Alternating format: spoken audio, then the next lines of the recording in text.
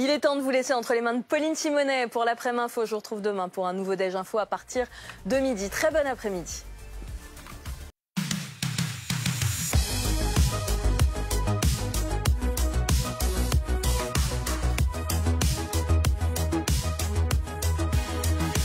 BFM TV, l'après-midi info, Pauline Simonet. Bienvenue à tous, je suis ravie de vous retrouver. Bienvenue donc dans l'après-midi info. On est ensemble comme d'habitude pour 2 heures d'actualité. La pression s'accentue sur François Bayrou. Réunion au sommet à Matignon. Elle dure depuis près d'1 heure maintenant. Toutes les forces politiques autour du Premier ministre, sans le RN ni LFI. Objectif, former un gouvernement et obtenir un pacte de non-censure avec la gauche. On sera en direct de Matignon dans un instant avec Mathieu Coache. Décryptage en plateau avec Alexis Cuvillier. Et pendant ce temps, le président, lui, est à Mayotte. Il vient d'annoncer la création d'un fonds d'indemnisation pour les personnes non assurées. Emmanuel Macron s'est engagé à rester une journée de plus. Il passera la nuit sur l'île dévastée par le cyclone Chido. On suivra sa prise de parole tout à l'heure. La fin d'un procès emblématique. Gisèle Pelicot acclamée pour sa force, pour son courage après l'énoncé du verdict. Le principal accusé écope de la peine maximale. Les 50 autres de peine très en dessous des réquisitions, ce qui a provoqué des cris et des pleurs parmi la foule devant le tribunal. On va donc tout de suite à Matignon. On vous retrouve Mathieu Coache. La réunion a débuté aux alentours de 14 h. On peut dire que les participants n'ont pas été très bavards à leur arrivée sur place. Mais en tous les cas, pour l'instant, personne n'est sorti. Non, personne n'est sorti, mais pour avoir suivi cette série de consultations qui a commencé il y a 8 jours à l'Elysée, c'est vrai qu'on a le sentiment que plus le temps passe et moins les partis semblent proches d'un accord de non-censure du futur gouvernement Bayrou, de moins en moins d'enthousiasme, quels que soient les partis d'ailleurs, la plupart sont entrés sans dire un mot. Gabriel Attal avait la mine des mauvais jours et il faut dire que la semaine dernière, la gauche semblait prête à se rapprocher du bloc central et aujourd'hui, les socialistes et surtout les écologistes, vous allez les entendre, semblent reculer. Écoutez. On va défendre ce que les Français attendent de nous et on verra ce qu'il en sort. Voilà. Et si nous sommes venus aujourd'hui, on ne va pas vous dire que c'est parce qu'on voit un chemin. Pour être tout à fait honnête, on voit de moins en moins de chemin. Et plus les jours, plus les heures passent, moins on le voit.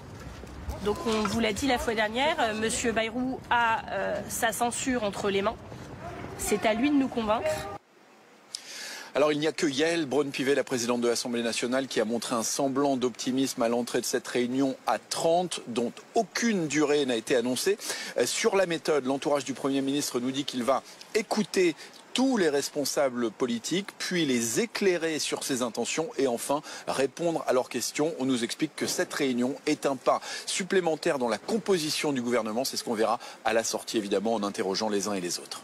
Et on vous retrouvera évidemment à tout moment dès que ça bouge du côté de la porte de l'hôtel de Matignon. Merci beaucoup Mathieu Coache. Alexis Cuvillier, l'objectif de François Bayrou, c'est d'un côté de tenter de former un gouvernement et puis aussi d'obtenir un pacte de non-censure avec ceux qui n'entreraient pas au gouvernement. Alors qu'on a cette toute dernière information qui nous parvient du côté de l'agence France-Presse.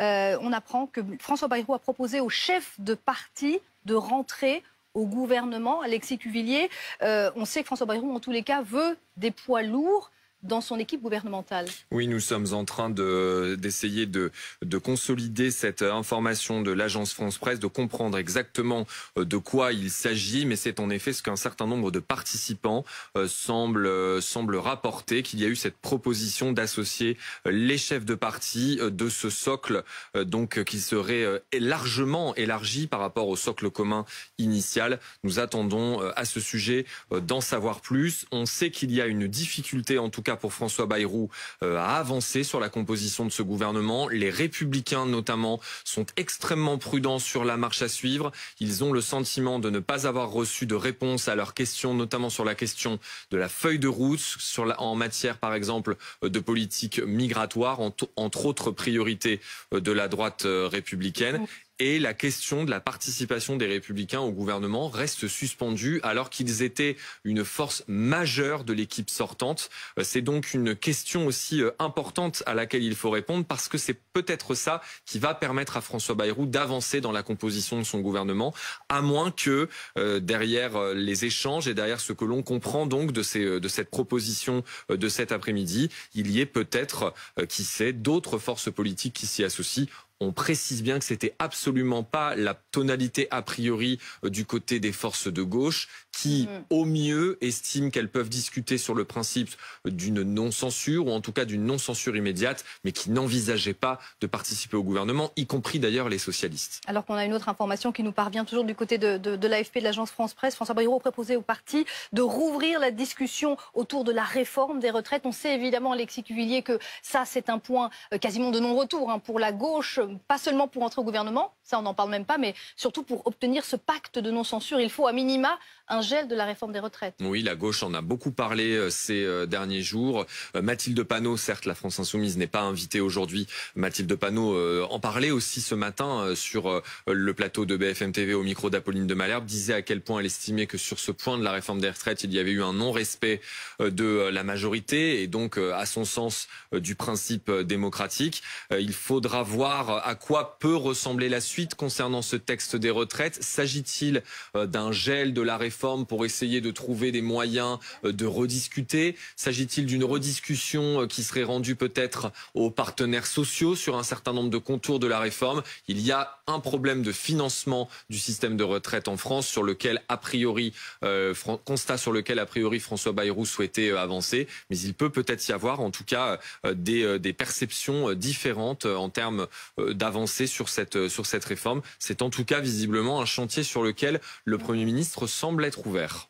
Un autre chantier, c'est celui de Mayotte, complètement détruite par le passage de ce cyclone. Le président de la République est à Mayotte. Il est arrivé ce matin et il a d'ores et déjà annoncé qu'il resterait un jour de plus. Il va passer la nuit sur l'île à Mayotte. Il a annoncé d'ailleurs la création d'un fonds d'indemnisation pour tout le monde, y compris les personnes qui ne sont pas assurées. Il a un programme très chargé. On l'écoutera tout à l'heure lorsqu'il prendra la parole. Il a rencontré ce matin des habitants, notamment dans le quartier de Mamoudzou.